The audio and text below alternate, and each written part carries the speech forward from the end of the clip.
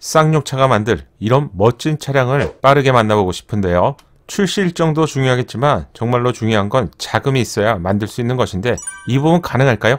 일단 가능성은 높아졌습니다. 에디슨 모터스가 우선 협상 대상자로 최종 선정되었습니다. 안녕하세요, 연목그룹입니다. 법정 관리 속에서 앞이 잘 보이지 않은 안개 속을 걷고 있었던 쌍용차가 최근 4파전 인수해서 2파전으로 변경이 되었다는 소식을 지난달에 알려드렸죠.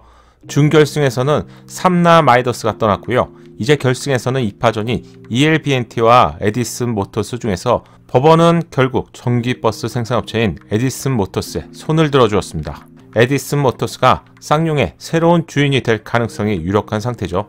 따라서 쌍용차는 지난 12월에 인도 마힌드라가 법정 관리를 신청한 이후에 10개월 만에 드디어 매각 절차를 밟게 되었네요. 새로운 주인이 곧 결정될 것 같은데 주인 외에도 만만치 않은 상황이 여러 가지 있습니다.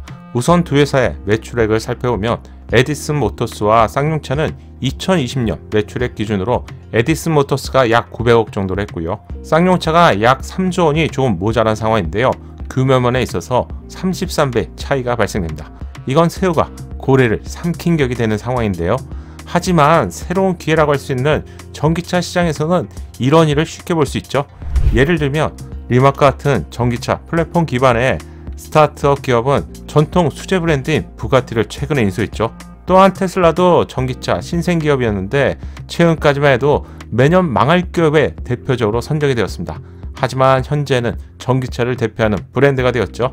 이런 기업들이 전기차 기술력을 바탕으로 혁명을 뛰어넘는 지각 변동을 일으키고 있는 상황이죠. 누구든지 전기차 시대의 주인공이 될 수 있는 상황입니다. 쌍용차의 부채는 7천억 원 규모로 알려졌는데 여기에는 부품 등의 부채와 밀린 노동자의 임금 등이 포함되어 있습니다. 따라서 실제 정상화까지는 1조 이상이 투입되어야 하는데 1조라면 정말 천문학적인 비용이죠.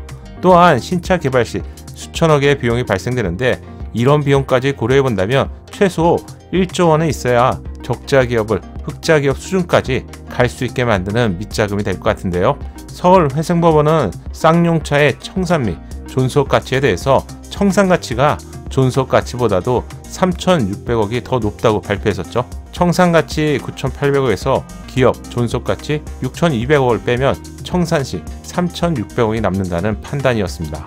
전반적인 상황이 이런데 단지 자금력만 중요한 게 아니고요.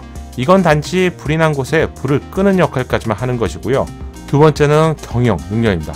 주인이 될 에디슨 모터스는 중국산 전기버스의 부품을 국내에 들여와서 재조립을 하고 판매하는 회사죠. 전기차 시장에서 노하우가 어느 정도 쌓였겠지만 전기차에 대한 원천 기술력을 확보한 회사는 현재까지는 아니라고 생각이 되는데요. 그렇다면 내연기관 중심의 쌍용차를 어떻게 전기차 시대로 원활하게 이끌어갈 수 있을까요? 이게 정말 중요한 경영 능력이 될 것 같은데요. 그럼 한번 체크해 볼게요. 현재 쌍용차의 연간 매출 3조는 효자 역할하는 차량이 있죠. 티볼리, 렉스턴, 코란도와 같은 차량에서 주요 매출이 발생됩니다. 다나와의 판매량 자료인데 쌍용차의 매출의 대부분이 3개의 차량에 집중되어 있는 것을 확인할 수 있네요. 엔진별 판매량을 보면 매출의 상당수를 디젤 차량이 차지하고 있는 상황인데요.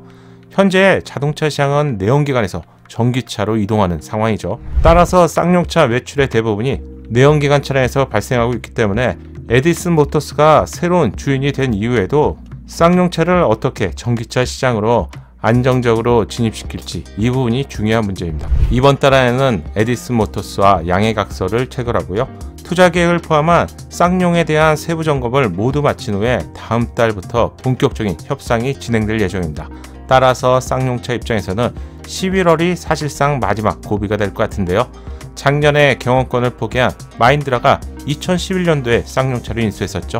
아쉽게도 10년이 안 된 시점에 에디슨 모터스가 새로운 주인이 될 것 같네요. 내년 초 법정 관리를 마치고 새로운 주인과 함께 전기차로 거듭나겠다는 쌍용차. 아직은 앞길이 험난해 보이네요.